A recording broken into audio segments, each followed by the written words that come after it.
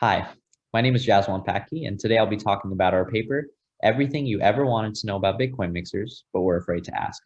This work was done by myself, Shoshitaishvili, Wang, Tiffany and Adam Doupé, and we're all from Arizona State University.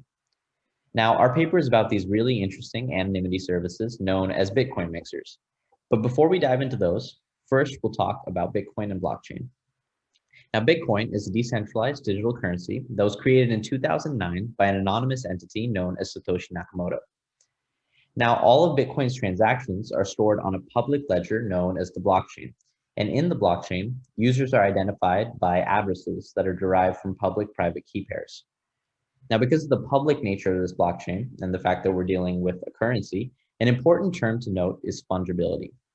Now, fungibility is the property of a good or a commodity whose individual units are essentially interchangeable, and each of its parts is indistinguishable from another part. So if I were to give you $2 bills, it would be impossible for you to trace the complete transaction history of these dollar bills. These dollar bills would be indistinguishable from each other, and they would be interchangeable. But if I were to send you two separate Bitcoin, you would be able to look at the complete transaction history of these Bitcoin on the blockchain. You would be able to distinguish between the two because of this public transaction history. Now, because of this lack of fungibility in Bitcoin, there's a lot of concern about anonymity. Now, even the main Bitcoin website states that users should adopt good practices to protect their own privacy.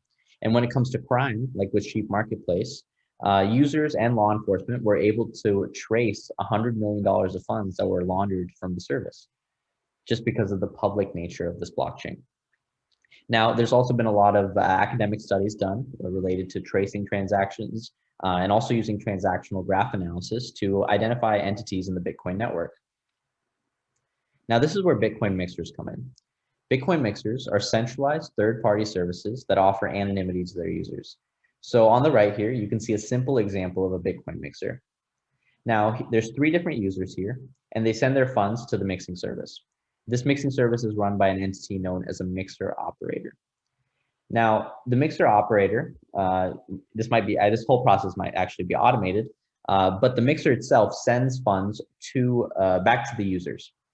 Now, the users don't receive the funds that they originally sent in. They receive other funds from this pool. So, for example, here you can see that the yellow user receives the purple funds. Now, all 3 users receive funds that have a complete different transaction history than what they originally sent in. We can also see that all 3 users opted to have their funds sent to a different address rather than what they used to send the funds to the mixer. Now, from a high-level view, it looks like this could easily be traceable on the blockchain. But mixers make use of different obfuscation techniques. These techniques include delays of transactions. Mixing fees are usually randomized so that the amount going into the mixer isn't the same as the amount coming out. Multiple inputs and outputs from the mixer, and also randomized distribution. So if a user opts to have their funds sent to multiple output addresses, there's a randomized distribution among these output addresses. In 2019, a service known as BestMixer was seized by law enforcement. Now, this is the first public seizure of a Bitcoin mixer. And it's quite clear why they were being investigated in the first place. BestMixer advertised itself as a money laundering service. But what's more interesting is the information that law enforcement was able to obtain from their investigation and from the servers, from BestMixer's servers. They were able to access information about transactions, letters of guarantee, and support messages from the service. What's even more interesting is that BestMixer told its users that a transaction history, letters of guarantee, these things were deleted every 24 hours.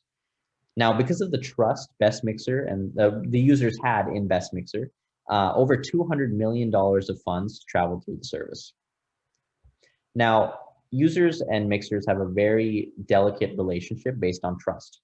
Mixers need to prove to their users or advertise to their users that they're using secure methods of mixing, and that their funds are going to be safe when they're sent to the service. There's a lot of threats mixers and users face in the mixing scheme. The first we look at here is the permutation leak attack. This is simply the leakage of the permutation between the inputs and outputs of the mixing service. If the mixer is keeping logs, then you want those logs to be deleted. As a user, you would want those logs to be deleted periodically. There's also a threat of join then abort, where a malicious participant could join into the mixing scheme and then back out in the last minute to disrupt the whole mix. There's also a threat of coin theft, where a malicious mixer or a malicious participant can steal users' funds. There's also a threat of a small mixing set. This is the pool of funds that the mixer has. You want this to be large so that there's no threat of traceability. And there's also the threat of participant dropping, where a malicious mixer could just deny their service or drop participants from the mixing scheme. Now, in our study, we look at two specific types of mixers. There's academically proposed solutions. These are mixer protocols or solutions that are proposed in academia that address the mixer threats that we just looked at. And then there's also real world mixers. These are mixers that are available to the public today. Now, we collect information about 21 real world mixers, and we conduct experiments on these real world and on 5 specific real world mixers, and then compare their implementation and security to proposed solutions that have been set forth by academia.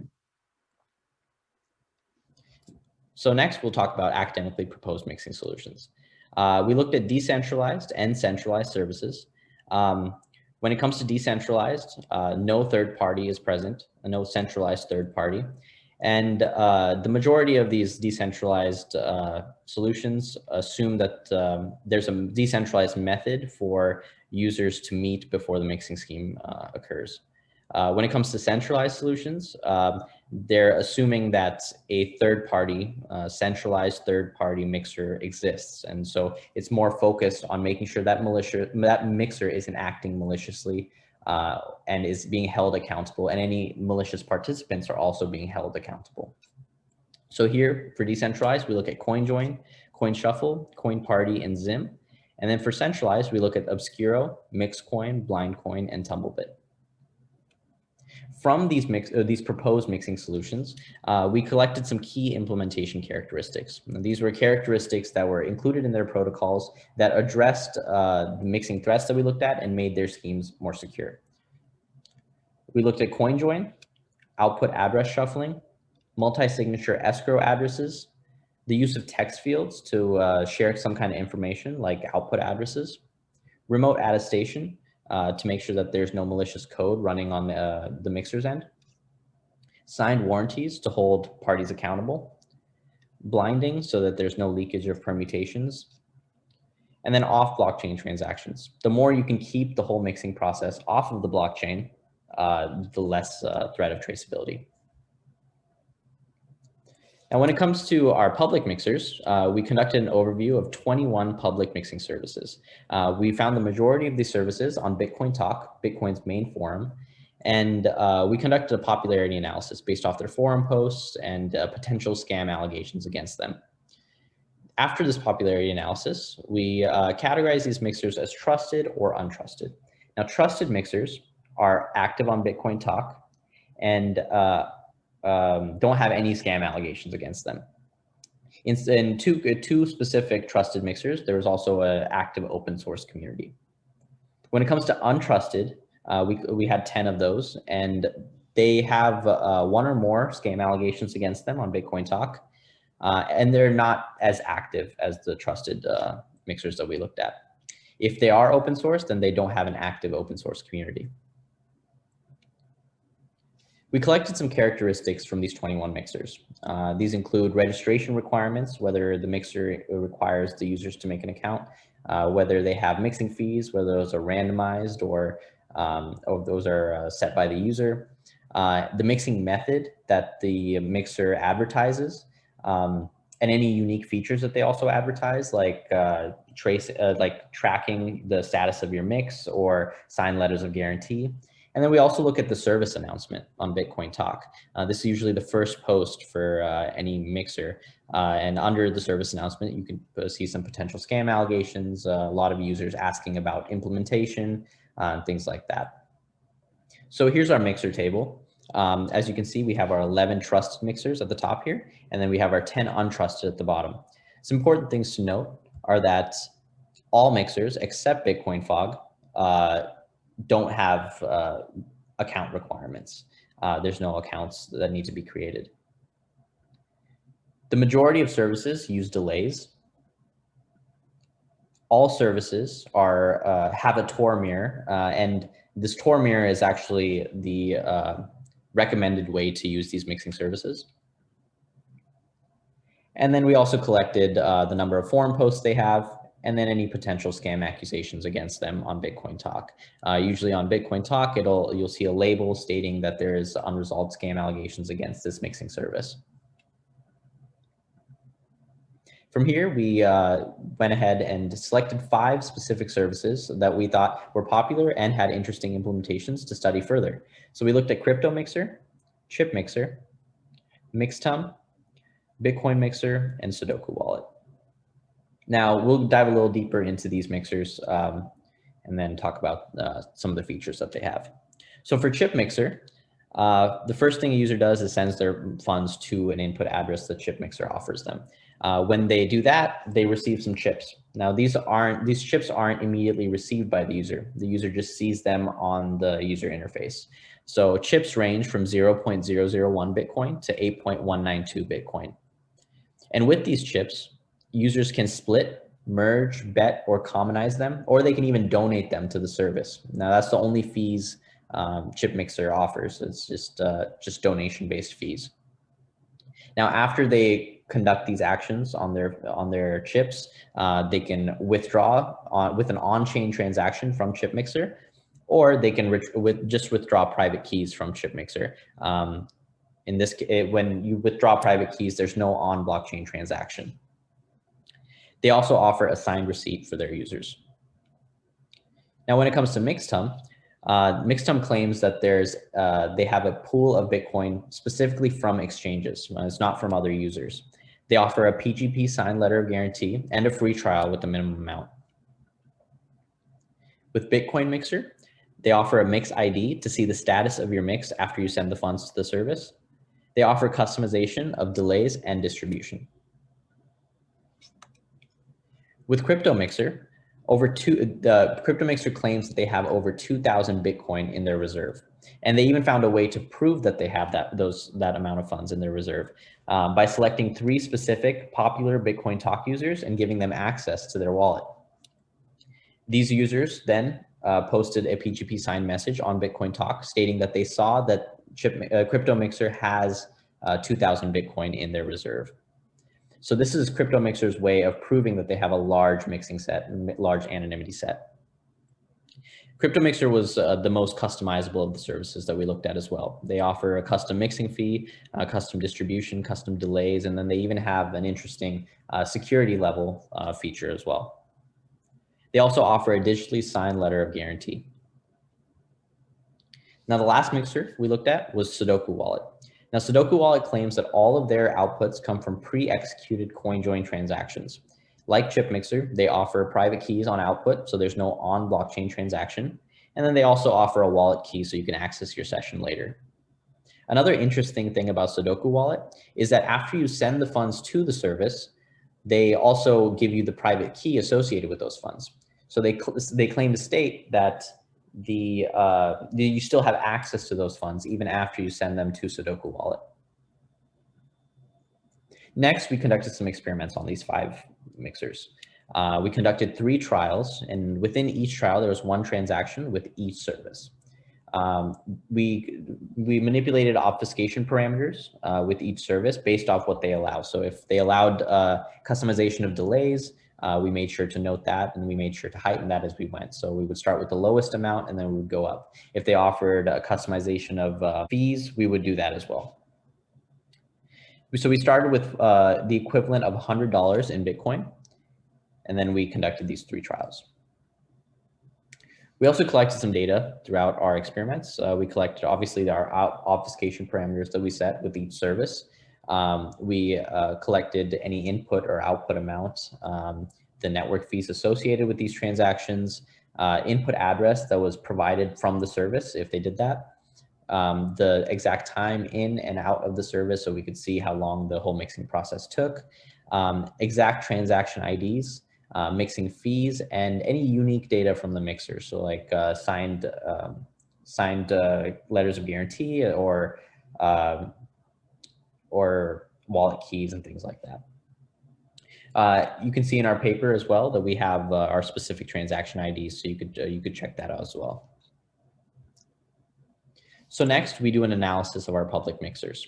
We do an implementation analysis against key characteristics that we looked at from proposed mixing protocols. And then we also run a security analysis similar to Obscuro's analysis of proposed mixing protocols. So we'll start with the implementation analysis here. You can see our 5 public mixing services and then our key characteristics up top. Now, some important things to know here is that output address shuffling, multi-signature escrows, the use of text fields to communicate information, remote attestation, and blinding were not found in any of the services that we looked at. Another interesting thing to note is that CoinJoin was used in ChipMixer, but not Sudoku Wallet. Now, Sudoku Wallet claimed that their outputs came from pre-executed CoinJoin transactions, but through some blockchain analysis, we didn't identify any CoinJoin transactions with Sudoku Wallet.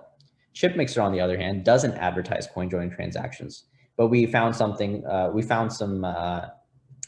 transactions where they create chips that we'll discuss a little later as well. Now, when it comes to our security analysis, on the left, you can see Obscuro's analysis of proposed mixing solutions. And then on the right, you can see our analysis of public mixers. One important thing to know here is that coin theft prevention, relationship anonymity, and participation guarantee weren't found in any of our public mixing services. When it comes to join then abort resistance, all 5 centralized mixers had resistance against it. This is because they're centralized services. Once you send your funds to the service, it's impossible to back out. Now, a summary of our results is that there was a significant gap between academia and our real-world mixers that we studied in both implementation and security. When it comes to security, these public mixers lack resistance against common mixer-related threats that we looked at here in this presentation as well.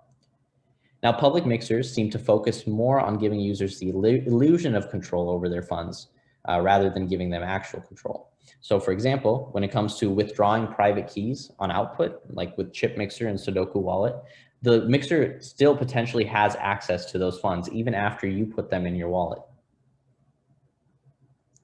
We also identify some potential improvements mixers could make to advertise being more secure or actually be more secure. Mixers could advertise the use of proven solutions from their literature, from literature like the proposed solutions that we looked at. They could also provide signed letters of guarantee. Although we saw 2 examples of that in our experiments, we believe that all mixers should provide signed letters of guarantee to ensure accountability for the service. We also identified that Bitcoin Talk is a very important thing to use for mixing services. They should be communicating with their users often. They should be discussing their implementation, and in turn, they'll gain more trust from their users. They should also combine output transactions. Instead of doing one-to-one transactions from mixing service to users, it would be much better to combine these transactions and either use CoinJoin transactions or just large transactions instead. They should also eliminate the use of private keys as outputs, like Sudoku Wallet and ChipMixer were doing. Using private keys as outputs still leaves the threat of coin theft. In our paper, we also note some interesting behavior.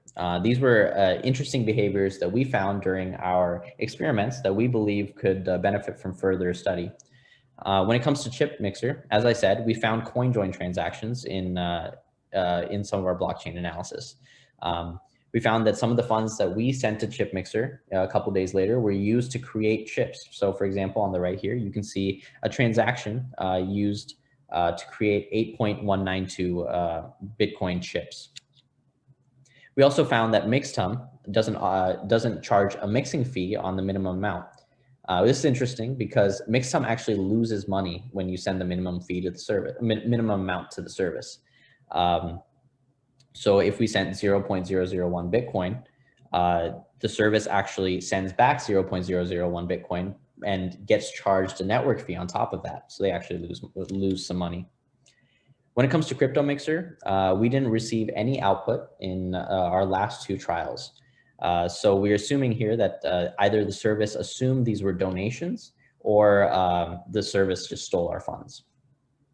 When it comes to Sudoku Wallet, we identified that although they give the private keys to users on input, so as I said, they were claiming that the funds that you input to the service are still under your control. We found that they move these funds even before the user receives their output. So this could still be a sign of coin theft. Now, our contributions, in summary, include an overview of the current Bitcoin mixing landscape. We looked at 21 mixers here. We conduct active experiments on the 5 mixers and collect data from these interactions, and then include those in our paper as well. We conduct an implementation analysis and a security analysis, and then compare the implementation and security of these mixers against proposed solutions in academia. And then we identify some additional interesting behavior that we believe could benefit from future research. And with that, that's the end of our presentation. Please feel free to contact me with any questions or comments you have about our paper, and I look forward to hearing from you. Thank you.